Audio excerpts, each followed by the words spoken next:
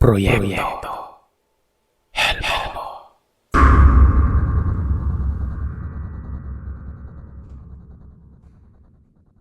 Ako nga pala si Ronron, tubong antike. Tandang-tanda ko pa taong 1996. Nasa edad 15 anyos na ako ng mga panahong yon. Palagi akong kasakasama ni Lolo Berting, saan man siya magpunta. May diferensya kasi ito sa paningin. Kung kaya't ako ang palaging umaalalay sa kanya kapag may pinupuntahan siyang taong gagamutin. Isang bantog na albularyong bulag ang aking Lolo Berting. Hindi naman talaga siya bulag noong kabinataan niya. Kaya lang naman siya nawalan ng paningin. Yun ay dahil sa pakikipagsagupa niya sa isang mantas.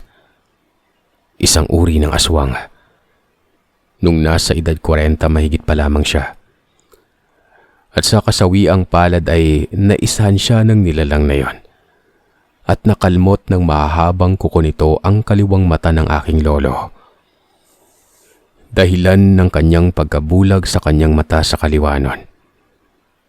Naapektuhan naman ang kanyang kanang mata.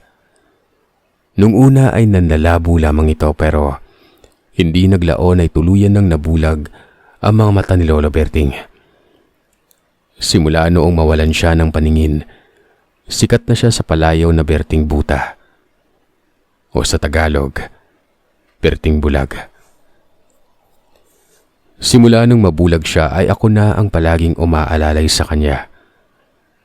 Ayaw kasi siyang payagan ni Lola Marciana na lumabas noon ng bahay para manggamot sa ibang baryo kung hindi ako kasama. Dahil natatakot si Lola Marciana na baka mamaya ay may mangyari na namang masama kay Lolo sa oras na abutan na naman ito ng dilim sa daan. Nga pala, maisingit ko lamang po. Bata pa lamang ako ay ang Lolo at Lola Marciana ko na ang nag-aruga sa akin. Kaya naman malaki ang utang na loob ko sa kanila. At kung tutuusin ay mas malapit pa ako sa abuela at abuelo ko kaysa sa mga magulang ko. Isang beses, habang nagsisibak ako ng kahoy na panggatong sa gilid ng bahay, narinig ko na may kinakausap si Lolo Berting sa harapan ng bahay namin nun. Napapalakas na kasi ang boses ng kausap niya. Kung kaya't panakanakang naulinagan ko ang pinag-uusapan nila nun. Ano bang pinag-uusapan nila at napapalakas ang boses nila na parang nag-aaway? Tanong ko pa sa sarili ko. Saglit kong itinigil ang ginagawang pagsisibak nun. Naglakad na ako papunta sa harapan ng bahay. Nakita ko si Lolo Berting na kausap niya ang kumpare niyang si Mang Domeng. Narinig ko ang usapan nila patungkol sa aswang na namiminsala umano sa baryo namin. Alam mo kasi paring Berting, wala kaming ibang pwedeng panghinalaang pumatay sa alaga naming kalabaw, kundi aswang lang. Sino ba naman kasing salbahing tao ang papatay ng kalabaw at laman loob lang yung kinuha, di ba? Malungkot yung boses ni Mang Domeng nun. Dagdag pang wika ni Mang Domeng ay nag-iisang kalabaw lamang raw nila yon at katangi-tanging kaagapay sa paghahanap buhay. Paano na lamang umano ang iilang taniman nila ngayong wala ng alaga niyang kalabaw? Hindi ko na alam yung gagawin ko. Grabing pagsubok itong dumating sa buhay ko, pare. Baka naman nagkamali ka lang, paring Domeng. Baka mga ligaw na hayop lang ang dumali sa alaga mo. Wika naman ni Lolo. Sunod-sunod na umiling si Mang Domeng at nagsabi na hindi talaga siya maaaring magkamali nun. Malakas ang kutob niyang aswang umano talaga ang dumali sa alaga niya. Ay nako, matagal na panahon nang walang aswang na nananalasa dito sa lugar natin. Kaya buong akala ko ay matatahimik na tayo. Pero bakit ngayon pakiramdam ko, muli na naman tayong susubukin ng panahon? Anya pa ng matanda. Hayaan mo pa rin, Domeng. Makikiramdam ako mamayang gabi kung aswang nga ba talaga yung pumatay dyan sa alaga mong kalabaw. Kapag nalaman kong totoo ang hinala mo, sisiguraduhin ko sa yung hindi abutin ng kinabukasan yung aswang na yon. Tugon naman ni Lolo. Tumingin ng diretso si Mang Doming kay Lolo Berting at nagwika ng paano raw mapapatay ni Lolo ang aswang na sinasabi niya. Gayong isa na itong bulag. Baka mamaya, imbis na si Lolo Berting ang papatay sa aswang, siya pa ang matodas. Wala ka bang bilib sa kapitbahay mong albularyo? Ano pa't naging tanyag akong albularyo kung hindi ko kayang makipagsagupa sa mga aswang, di ba? Kahit na ganito na ang kalagayan ko, ay kayang-kaya ko pa rin makipagbakbakan sa mga aswang. Natawa na lamang din ako sa sinabi ni Lolo. Dahil kahit kailan talaga ay idinadaan niya lang sa biro kapag may pumupuna sa pagiging bulag niya. Basta, ikaw na ang bahala kung ano yung balak mong gawin, paring Berting ah. Ang sa akin lang ay pinaalalahanan lang kita. Hindi ka na katulad noon na malakas pa at kumpleto ang paningin. Kung kailangan mo ng tulong, magsabi ka lang. Palagi akong nakahandang tulungan ka. Natigil lamang ang usapan nilang dalawa nang tawagin na ni Lola Marciana si Lolo Berting. Pinapapasok na niya ito dahil may sasabihin siya ritong mahalaga. Nilapitan ko na si Lolo Berting at inalalayan na maglakad papasok. Kinagabihan nga, paglabas ko ng kwarto para sana'y uminom ng tubig ay nakita kong nakaupo lamang sa tabi ng bintana si Lolo. Batid kong nakikiramdam lamang siya sa paligid nun. Gaya ng napag-usapan nilang magkumpare kanina. Tinanong ko siya kung hindi pa ba siya matutulog. Mag-aalas 12 na ng hating gabi. Sinabihan niya akong may inaabangan siya. Dahil malakas ang pakiramdam niyang darating nga sa gabing yon ang aswang na sinasabi ng kanyang kumpare. Hello, kung sakali mang darating ang aswang na tinutukoy ni Mang Doming, ano naman po yung gagawin niyo? Bahagya siyang ngumiti. Sinabihan niya akong kung ano pa nga ba raw ang dapat gawin sa mga nilalang na hindi marunong lumugar. Pumapatay sila ng mga alagang hayop na mga kababaryo natin.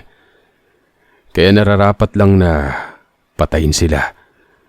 Dahil kung hahayaan lamang natin silang patuloy na namiminsala, baka sa susunod, isa sa mga kababaryo naman natin ang kanilang bibiktimahin, di ba? Sa bagay, tama po kayo. Gusto niyo ba ng kapilo? Ipagtitimpla ko kayo. Nagwika si Lolo na mas mabuti pang ipagtimpla ko na lamang umano siya ng kapinon. Nang sa ganon ay hindi siya dapuan ng antok.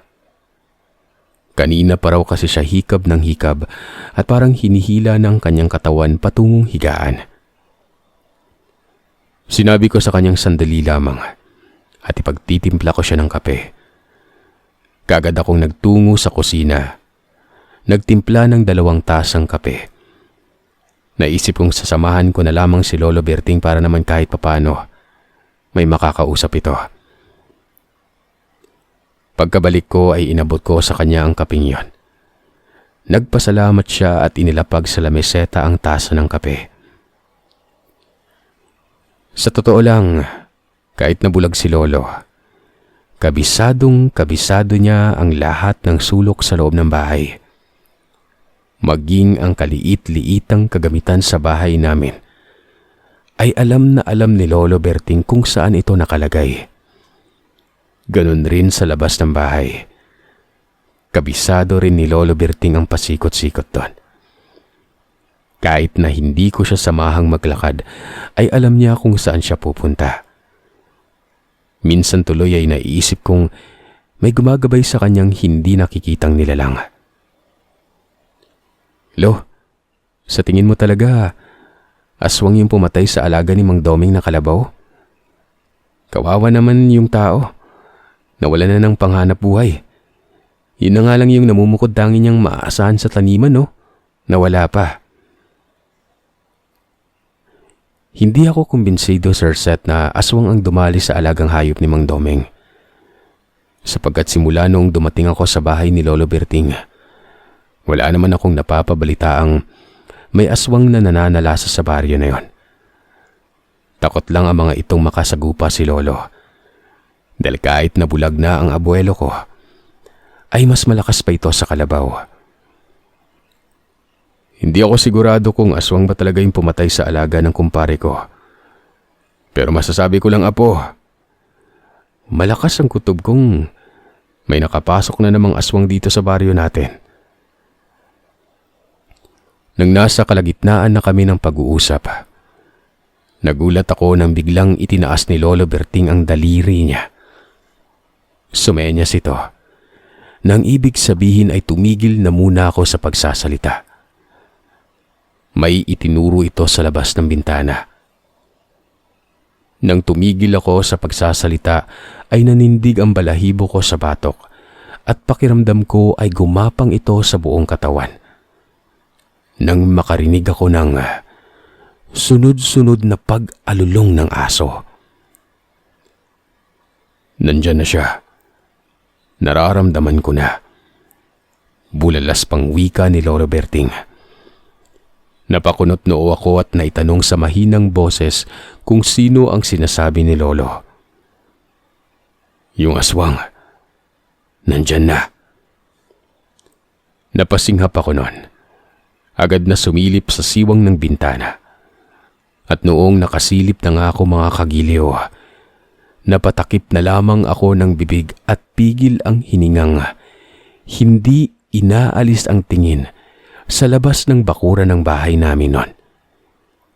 Sa kadahilanang may nakita akong babaeng may mahabang kasuotang kulay itim. Ang nagpabalik-balik ng lakad sa labas ng bakuran namin. Panay rin ang pagsinghap nito na parang asong may nalalanghap na pagkain at hinahanap niya yun kung saan naroroon. Sa unang pagkakataon ay nakaramdam ako ng takot sa sarili. Hindi ko lubos maisip ang napakapangit na wangis ng matandang babaeng nasilayan ko sa labas ng bahay. Kuba ito. Baku-baku ang mukha na aakalain mong tinubuan ng maraming galis at braso na nakalitaw sa mahabang kasuotan nito. Paruot parito ang paglalakad niya. Pagkatapos ay hihinto sa harapan ng bahay. Sisinghap sa hangin na animoy may naaamoy na pagkain nun. Naririnig ko rin ang mahinang paghagok nito na para bang may namumuong plema sa dibdib na hindi mailabas-labas nun. Sa mahinang boses ay tinanong ako ni Lolo Berting kung nakikita ko na ba raw ang nilalang na tinutukoy niya. Tumango ako at takot na inihayag sa kanya ang nakakapangilabot na itsura ng nilalang na yon. Huwag ka matakot, Apo. Ang mga ganyang klaseng nilalang ay hindi dapat kinatatakutan. Dapat sa mga yan, pinapatay o kaya naman ay binibigyan ng leksyon para magtanda. Wika ni Lolo nun. Maya-maya pa ay narinig kong nag-usal si Lolo Berting ng mga lingwaheng hindi ko maintindihan. Tapos ay tinapik niya ako ng 3 beses sa balikat at nagsabing magiging maayos na ako. Matapos niya akong tapikin nun. Sa maniwala man kayo o sa hindi, bigla na lang nawala na parang bula ang kaninang takot na nararamdaman ko. Nakahinga na ako ng maluwag at napawi na ang kabang nararamdaman ko noon. Hello? Ano pong ginawa niyo? Bakit bigla na lamang nawala yung kaninang takot na nararamdaman ko? Saglit na tumikim si Lolo Berting bago nagsalitang isang orasyong pangpoder at sa bulag ang kanyang ginawa.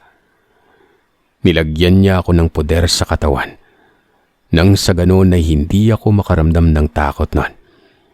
At higit sa lahat ay hindi ako makita ng nilalang na nasa labas ng bahay. Dito ka lang sa loob ng bahay, Apo, ha? Ha?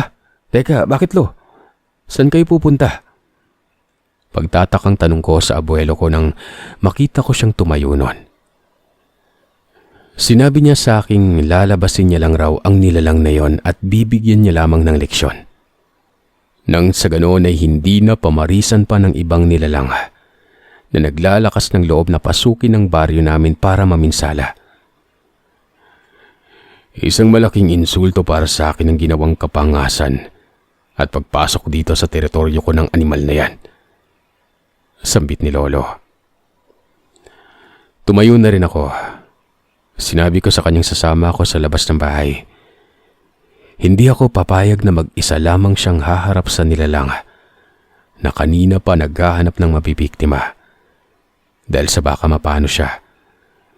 Mas mabuti na yung kasama niya ako para kahit papano ay makatulong ako at makaalalay sa kanya. Pero mariing nagwika ang abuelo kong mas lalo lamang siyang mahihirapang kalabanin ng aswang kung sasama pa ako sa kanya. Dahil magiging sagapal umano ako, hindi siya makakalaban ng maayos sa aswang. Dahil iisipin niya pa ang kapakanan ko sa oras ng bakbakan nila ng nilalang na yon, kung sakali man.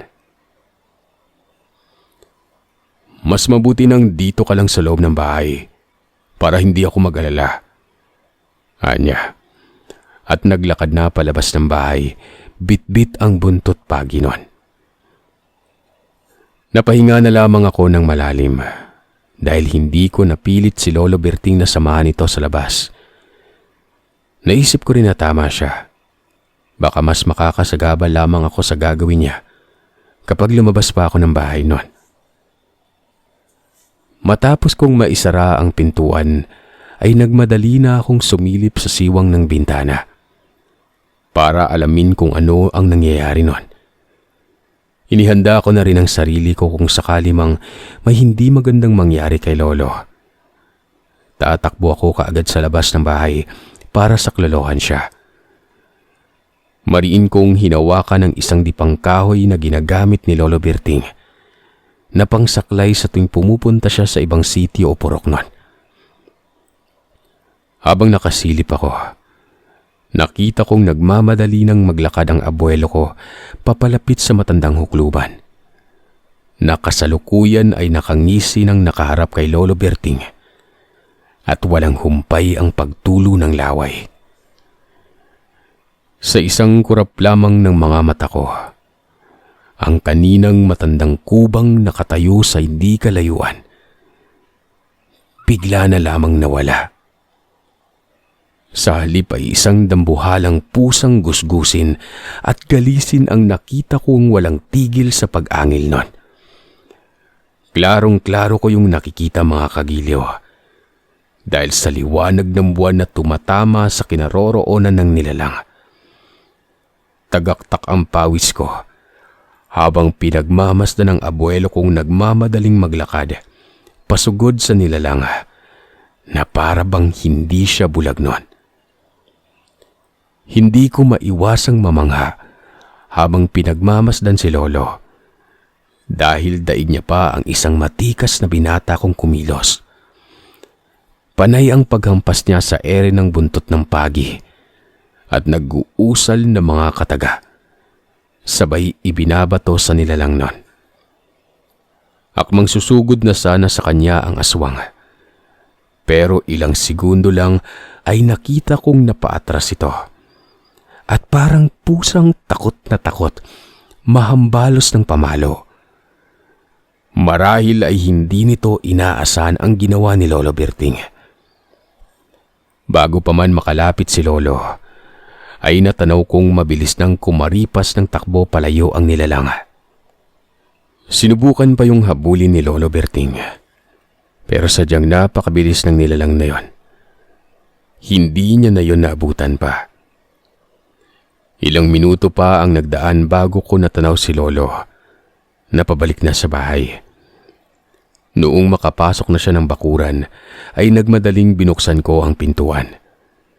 Lumabas ng bahay at sinalubong siya para alalayan. "Damuhon ka talaga. Hindi ba ang sabi ko sa'yo doon ka lang sa loob ng bahay? Ba't lumabas ka pa talaga? Paano kung bigla na lang nagpakita ulit yung aswang? O kung may iba pa palang nilalang yung nagtatago, edi napahamak ka pa. Ikaw talagang bata ka. Pagalit na wika sa akin ni Lolo. Sabay binatukan niya ako sa ulo nang makalapit na ako sa kanya. Hindi naman masakit ang ginawa niyang pagpatok noon dahil mahina lamang yun, pero ramdam ko sa boses ni Lolo Berting ang pag-aalala. Nang makapasok na kami sa loob ng bahay, ay sinabihan niya akong matulog na dahil bukas ay may pupunta numano kami. Tinanong ko siya kung saan kami pupunta. Nagwika lamang siyang matulog na raw ako at huwag nang panay tanong ng tanong dahil malalaman ko lamang rin naman bukas kung saan kami pupunta noon. Nagtatanong lang naman po. Ang sungit niya naman, Lo. Sige na, matulog ka na at huwag nang matigas ang ulo. Anya, at isinara na ang pintuan ng maigi. Kinabukasan, maaga pa lamang ay inaya na ako ni Lolo na pumunta sa isang purok.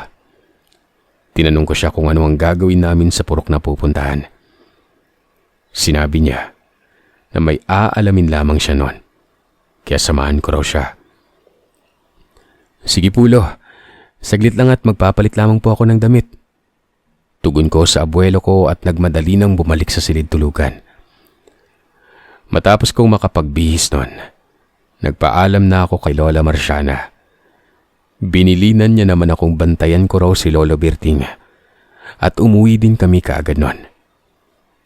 Sige po, La, ako na po yung bahala kay Lolo.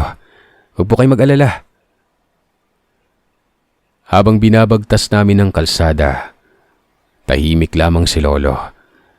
Kapag sinusubukan kong magsalita, ay pinapatahimik niya ako at nagwiwikang may iniisip raw siya. Huwag umano akong madaldal dahil hindi siya makakapag-isip ng maayos noon. Sa pagdaan ng ilang minutong paglalakad, ay napansin kong biglang lumihis ng daan si Lolo. Hindi na kami sa kalsada dumaan. Bagkos ay sa isang makitid na daanan papasok sa kakahuyan ng tinahak namin. Nagtatakang tinanong ko si Lolo Berting kung bakit kami doon dumaan. Samantalang ang lawak-lawak naman ng kalsada noon. Ay naku, Apo, huwag ka nang tanong ng tanong basta. Sumunod ka na lang sa akin. Iiling-iling na napapatawa na lamang si Lolo. Dahil sa hindi raw ako matigil sa kakatanong noon. Hindi na lamang umano ako manahimik at sumunod sa kanya. Humingi naman ako ng tawad kay Lolo at tahimik na sumunod na lamang noon. Inisip ko na lamang na baka shortcut ang dinadaanan namin para mas mabilis kaming makarating sa lugar. Lumipas pa ang mahigit kalahating oras ay dumating na kami sa purok na sinasabi ni Lolo. Naglakad pa kami ng ilang minuto bago narating ang nag-iisang kubo sa tabi ng ilog. Sa tingin ko ay bagong tayo lamang ang kubo na yon.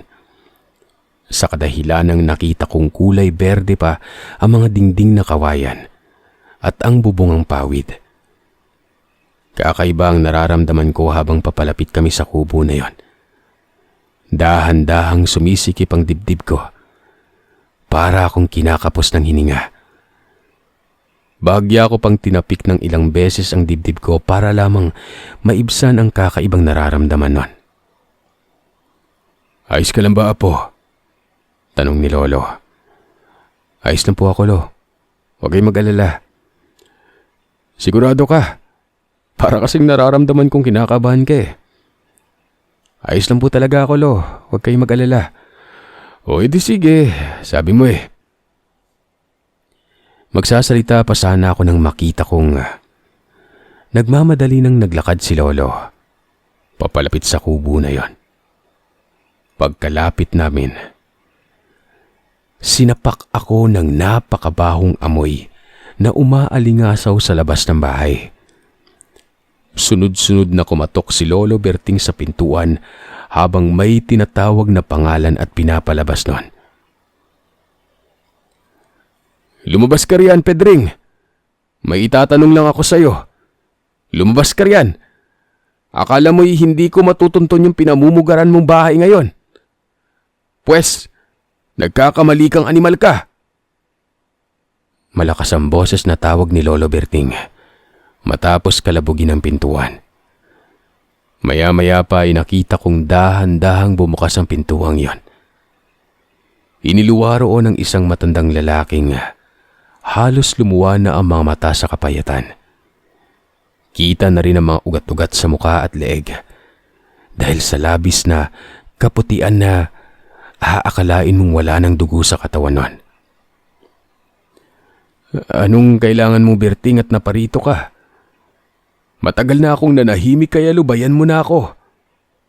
Sambit ng matanda. Ayop ka pala eh. Kailanman wala akong balak na lubayan kang demonyo ka. Ngayon, sagutin mo yung tanong ko ng diretso. Sino yung aswang na namiminsala sa baryo namin, ha? Alam kong kilala mo kung sino yung aswang na yon. Kaya sabihin mo na sa akin kung sino. At sabihin mo rin sa akin kung saan nakatira. Ngumisi ng nakakaloko ang matandang lalaki at para bang nangungutya pa ito sa kausap. Samantalang si Lolo Berting naman ay nahahalata kung kanina pa itong nagpipigil sa galit nun. Bakit, Berting? Tanungan ba ako ng nawawalang aswang? Bakit sa akin mo tinatanong ang aswang na namiminsala sa baryo niyo? Sa galit ni Lolo Berting ay hindi niya na napigilan ng kanyang sarilit. Dagli-dagli niyang nilapitan ng matandang kasalukuyang nakatayo sa pintuan. Malakas na hinatak niya ito at kinuwelyuhan.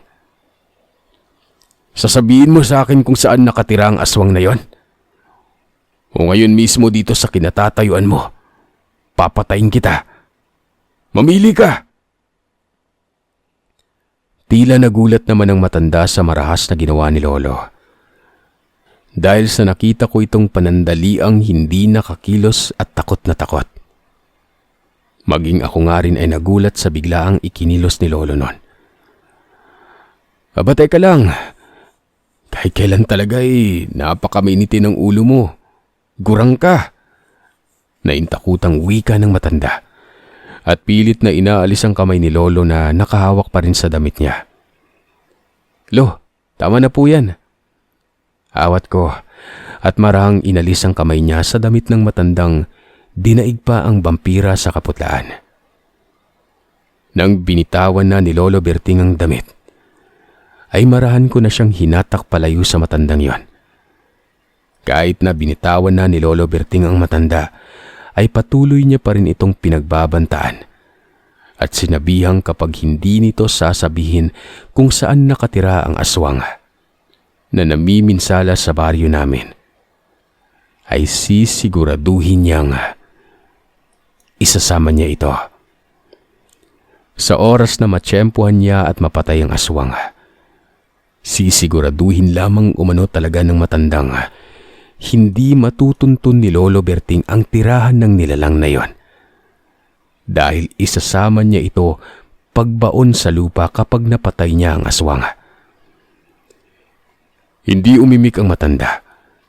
Sa halip, Sir Seth, ay tinapunan niya lamang kami ng masamang tingin bago pumasok sa loob ng bahay. Naiinis ako sa ginawa ng matanda ng mga sandaling yon.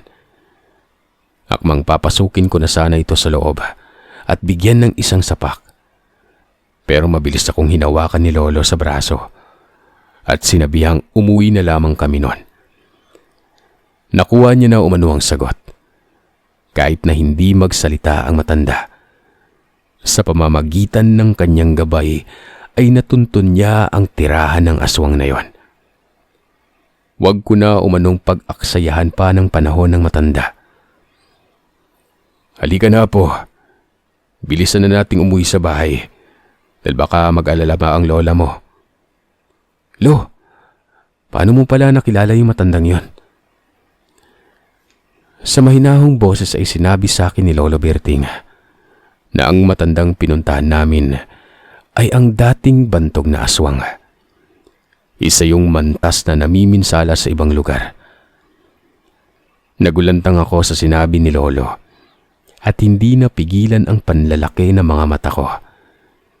Hindi ko kasi lubos akalaing isang aswang pala ang taong kaharap namin kanina. Yung uugod-ugod na yon. Kaya pala ganun na lamang ang nararamdaman ko kanina noong papalapit kami sa bahay. Yun ay dahil hindi pala isang normal na tao ang nakaharap namin nun.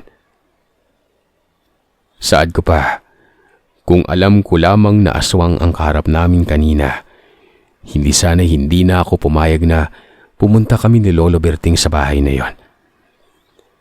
Marahil ay nahulaan ni Lolo Berting ang tumatakbo sa isipan ko. Kaya't sinabi niya sa akin huwag akong mag-alala. Isang hamak na mahinang aswang na lamang umano ang matandang pinuntahan namin na yon. Sa kadahilan ng noong minsang nakasagupa niya ito, ay walang habas na pinaghahampas niya ito gamit ang buntot ng paging inusalan ng orasyon. Nung matalo niya ang aswang, binaunan niya ito ng marka sa katawan. Nang sa ganon ay hawak niya na ang buhay nito. At sa oras na maramdaman ni Lolo Berting na may bibiktimahin na namang tao ang aswang na yon, kahit na malayo pa ito sa kanya, ay kayang-kaya niyang magpakawala ng palipad hangin at pamarusa papunta sa matandang aswang na yon. Nang sa gayon, ay muli na naman yung maparusahan at magtanda. Kaya naman dahil sa ginawa niya ay nakontento na lamang na kumain ng mga ligaw na hayop ang matandang aswang. Hindi na ito nagkukumahog mambiktima ng mga sanggol, buntis, o maging mga matandang may sakit sa iilang karatig na lugar. Sa pagdaan ng ilang minuto, nasa bungad na kami ng baryo. Nagulat ako nang nagmamadaling tumakbo pasalubong sa amin si Mang Alex.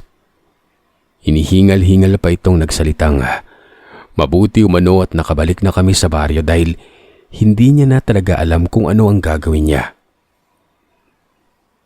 Bakit po Mang Alex? May problema po ba? Diyos ko, mabuti na lang talaga at nakita ko kayo. Kanina kasi pumunta ako sa bahay niyo. Ang sabi ni Mang Marciana, wala raw si Mang Berting. May mahalagang pinuntahan raw kaya naman. Hindi na natuloy ang iba pang sasabihin ni Mang Alex nun. Dahil sinabihan ko siyang diretsuhin niya na lamang ang sinasabi niya at kung ano ang kailangan niya kay Lolo. Hindi yung marami pa siyang pasakalye. Ang anak ko kasi, napakataas ng lagnat niya. Tumitirik yung mga mata. Tulungan mo ako Mang Berting. Wala akong perang pang ospital kaya sa'yo na ako lalapit. Pakiusap, tulungan mo ako. Napabuntong hininga ako noon dahil ang akala ko may nilapa na naman ang aswang kagabi. O kaya ay baka nabiktima na ng aswang ang pamilya niya. Nakakanerbiyos na kasi ang mga nangyayari sa baryo noon. Huwag ka mag-alala Alex, tutulungan kita. Tara na't bumalik na tayo sa bahay mo para makita ko ang kalagayan ng anak mo. Narinig kong sabi ni Lolo Berting. Sandali po, hintayin niyo ako Mang Berting. Wika naman ni Mang Alex noon. Humabol ito sa paglalakad kay Lolo. Nagmadali na rin akong maglakad at nang masabayan ko na si Lolo ay hinawakan ko ang braso niya para alalayan. Sinabihan niya naman akong wag na umano dahil kahit na wala siyang makita ay malakas naman ang pakiramdam at pandinig niya. Alam niya kung may mga nakaharang sa nilalakaran niya noon. Alam na alam niya. Kabisado niya ang buong baryo. Lalong-lalo na ang nilalakaran namin. Hindi ko nga siya hinawakan. Tahimik na nakasunod lamang ako sa kanya hanggang sa makarating na kami sa bahay ni Mang Alex. Hindi pa man kami nakakapasok sa loob ng bakuran, ay natanaw kong nagkakagulo na sa loob ng bahay. Nagkukumahog ng takbo papasok sa loob si Mang Alex noon. Agaran naman kaming sumunod ni Lolo Berting. Nasaan ang bata? Agad na tanong ni Lolo nang makapasok kami. Ipinakita naman siya ni Mang Alex papunta sa higaan ng anak nito, habang dumadangoy-ngoy ng iyak na para bang namatayan. Mga kuneho kayo! Buhay pa yung batang ito iniiyakan nyo na! Magsitigil kayo sa pag-iyak! Galit na utos ni Lolo Berting matapos hawakan ng pulso ng bata. Umupo sa tabi ng higaan ng lolo ko at hinawakan niya ang noo ng anak ni Mang Alex noon. Nasa palagay ko mga kagiliw ay nasa edad 9 hanggang 10 taong gulang noon. Awang-awa ako habang pinagmamasdan ng nakaratay na bata. Kung pagmamasdan kasi, para na itong walang buhay. Parang bangkay ng nakahiga at nagkukulay lila na ang bibig noon. Narinig kong nagwika si Lolo Berting ng napakataas ng lagnat ng bata. Sinabi niya ring naramdaman niyang minarkahan ng aswang ang paslit at mukhang ilang araw na yung binabalik-balikan ng nilalang. Hinarap niya ang mag-asawa at tinanong kung nitong mga nakarang araw ba ay may kakaiba ba silang nararamdaman sa paligid o napapansin sa labas ng bahay. Sandaling nag-isip ang mag-asawa. Pagkatapos ay nagsalita ang babaeng nitong nakaraan lamang umano ay may matandang babae siyang napapansing palaging kumakausap sa anak niya. Hindi niya yon kilala at lalong hindi umano yon taga-baryo. Dahil lahat naman ng naninirahan sa baryo namin ay kilala niya. Hindi naman umano siya nagduda sa Ale dahil minsan niya na rin itong nakakwentuhan at talagang magiliw umano itong kausap. Sinabi rin ng Ali na mahilig umano ito sa mga bata dahil marami umano itong apo. Anya pa ng babae, ang mali niya lang ay hindi niya na itanong sa Ale kung saan ito nakatira. Bukod doon, wala na siyang ibang napapansin pa. Sa gabi, wala ba kayong napapansing kakaiba? Gaya ng hayop na nagpapabalik-balik sa bakuran ng bahay niyo. O ano pa man? Tanong muli ni Lolo Berting. At muling hinarap ang bata at sinimulan ng usalan ng mga orasyon ng panggagamot. Meron. May napapansin po akong asong galisin nung minsang magising ako ng alanganing oras. Saad ng padre de pamilya na si Mang Alex noon. Anya, kaya niya napapansin ang asong napakapayat at galisin. Dahil nang magbabanyo na sana siya, ay nakarinig siya ng mahihinang pag-angil sa labas ng bahay nila. Nung una ay hindi niya pinansin yon. Pero hindi pa man siya nakakalayo sa sala nila, ay napansin niyang parang unti-unting nag-iba ang angil ng asong narinig niya. Nang pinakinggan niya nga ang ingay sa labas ng bahay, ay para na yung boses ng babaeng dumadangoy-ngoy, na sinabayan pa ng mabilis na pagkutkot sa pintuan ng bahay, at para bang pusa o asong nagkakamot sa katawan nila noon. Tapos ay tumatapa ang paa nila sa pintuan. Para malaman niya kung ano ang ingay na naririnig niya sa labas ng pintuan, sumilip siya sa butas ng dingding ng bahay nila. At nang makasilip na nga siya, ay doon niya nakita ang asong galising nakaharap sa pintuan ng bahay. At maya't maya ang pagkutkot nun. Dapat nung una pa lang, naalarma na kayo kaagad. Hindi na aabot pa sa ganito ang nangyari sa anak nyo. Nung may mapansin kayong kaduda-duda sa labas ng bahay, kumilos na kayo kaagad. Alam niyo namang may napapabalitang aswang na namiminsala sa baryo natin, di ba? Saad ni Lolo. Humingi ng pasensya si Mang Alex dahil naging pabaya siya. Masyado siyang nagpakakampante sa lahat ng bagay. Saglit na inutusan ako ni Lolo Berting na kunin sa bahay ang mga kagamitan niya sa panggagamot. Dalian ko umano para matapos niya kaagad ang panggagamot bago pa magtakip silim nun. Dahil sa kailangan niya pang puntahan ang nilalang na namiminsala para matigil na ang mga kababalagang nangyayari sa baryo. Nung nakarang araw lang kasi Mga hayop ang binibiktima ng nilalang. Pero mukhang palala na ng palala.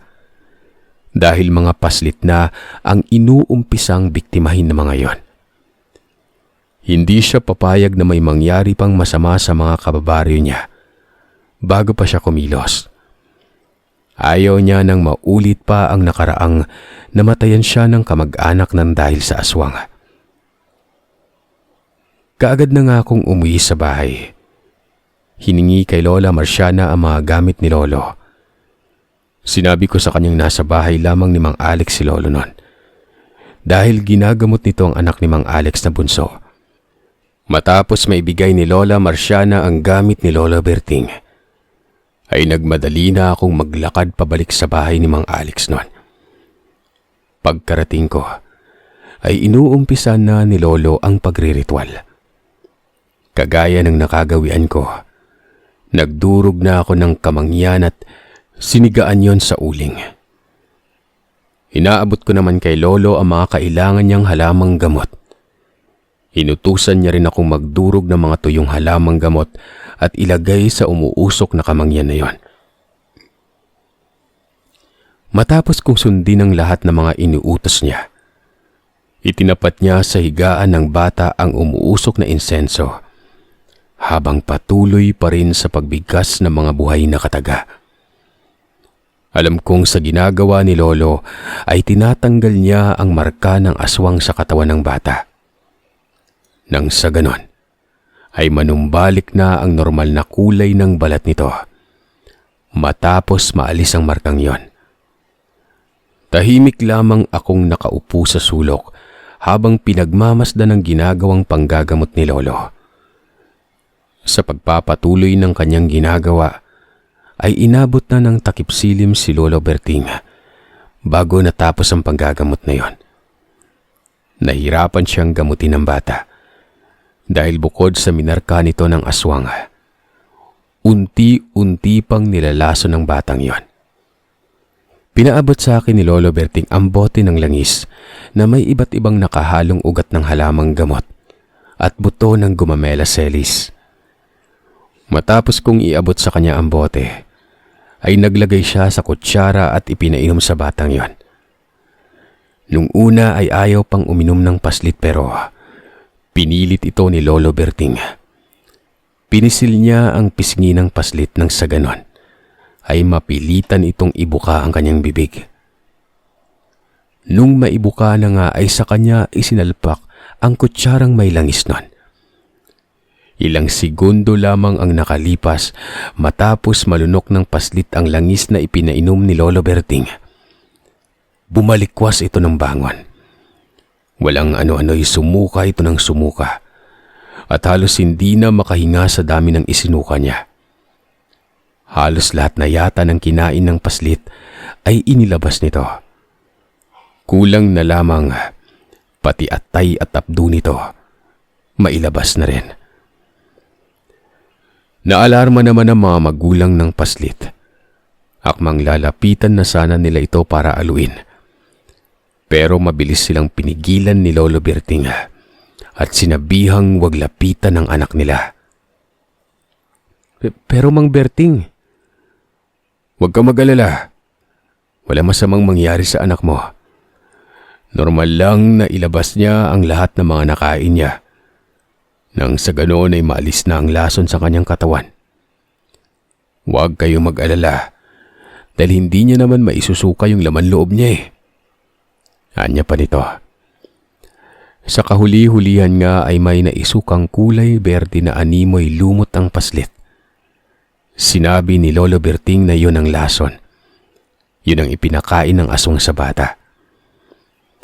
Gabi na nang makapagpahinga si Lolo.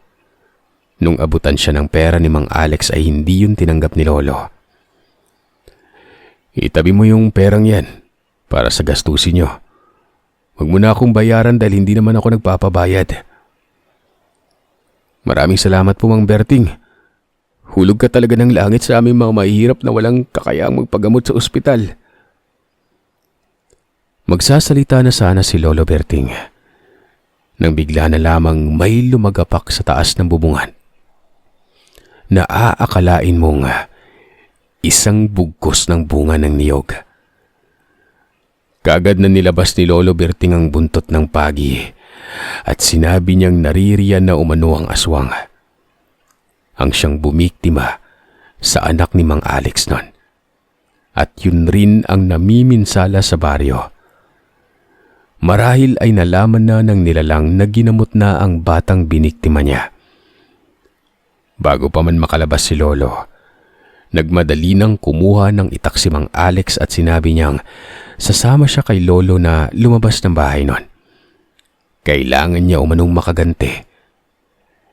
Pagkalabas nila ng bahay, sinigawan ako ni Lolo na manatili sa loob dahil magiging sagabal lamang umano ako sa kanila. Matapos maisara ng asawa ni Mang Alex ang pintuan, narinig ko ang sunod-sunod na kalabugan at sigawan sa labas ng bahay nun. Natakot na ako ng mga oras na yon. Kaya naman hindi na ako naglakas pa ng loob na sumilip para alamin kung ano ang nangyayari sa labas.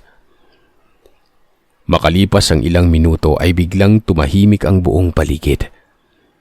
Napaiktad pa ako nang biglang may sunod-sunod na katok at narinig ko ang boses ni Mang Alex nun. Nang makapasok si Mang Alex at Lolo Berting, kita kong may bahid ng dugo ang buntot ng paging hawak ng abuelo ko. Nagkwento naman si Mang Alex na napuruhan nila ang nilalang bago yun nakatakas. Kaya nakakatiyak silang hindi na yun sisikatan pa ng araw. Matapos ang pangyayaring yun mga kagiliw, hindi na kami muling nakaranas pa ng kababalagan sa baryo namin. Dito ko na po tatapusin ang aking kwento. Hayaan nyo, at kapag may bakanting oras ako ay ikikwento ko naman ang iba pa naming karanasan ni Lolo Berting patungkol sa aswang.